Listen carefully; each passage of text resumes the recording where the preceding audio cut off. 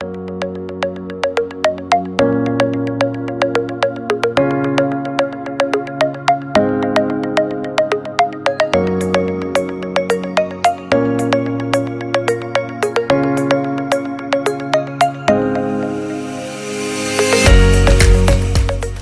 anak-anak, bertemu lagi dalam program pembelajaran Bahasa Indonesia bersama Pak Yupa. Jika minggu lalu kita sudah membahas mengenai pengertian dan jenis-jenis teks diskusi, minggu ini kita akan membahas mengenai struktur teks diskusi. Adapun tujuan pembelajaran kita hari ini, peserta didik dapat menelaah struktur teks diskusi.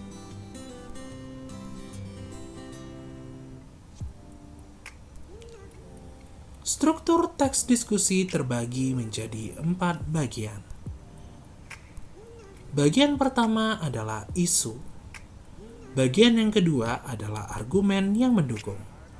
Bagian yang ketiga adalah argumen yang menentang. Dan bagian yang keempat adalah kesimpulan. Bagian yang pertama adalah isu. Berisi masalah yang akan didiskusikan secara bersama-sama. Bagian yang kedua adalah argumen mendukung, berisi argumen atau alasan yang mendukung suatu hal yang menjadi pokok permasalahan diskusi. Setelah menyampaikan masalah, penulis dapat menyampaikan pendapat dari satu sudut pandang pendukung disertai alasan-alasan dan bukti untuk mendukung pendapat yang disampaikan sebelumnya. Bagian yang ketiga adalah argumen menentang. Berisi argumen atau alasan yang menentang argumen yang mendukung. Pada tahap ini, penulis memaparkan pendapat disertai alasan dan bukti dari sudut pandang kontra. Bagian yang keempat adalah kesimpulan.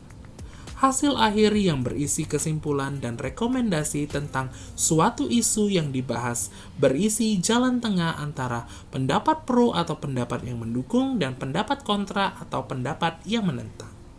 Berikut ini adalah contoh teks diskusi yang akan sama-sama kita telaah strukturnya. Judul teks diskusi, handphone dan anak-anak. Pada paragraf pertama yang ditandai dengan tinta merah, itu termasuk ke dalam struktur isu karena berisikan masalah yang akan didiskusikan. Pada paragraf kedua yang ditandai dengan tinta hitam, itu termasuk argumen mendukung karena berisikan argumen atau alasan yang mendukung suatu hal yang menjadi pokok permasalahan dalam sebuah diskusi.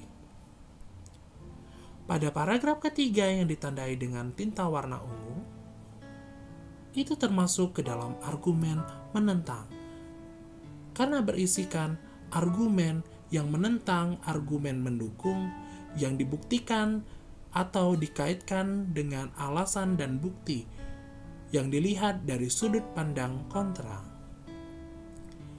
Dan paragraf yang terakhir itu adalah termasuk ke dalam struktur kesimpulan karena berisikan kesimpulan dan juga berisi jalan tengah antara pendapat pro dan juga pendapat kontra. Itulah pembahasan kita hari ini terkait struktur teks diskusi. Sampai bertemu di program pembelajaran minggu depan.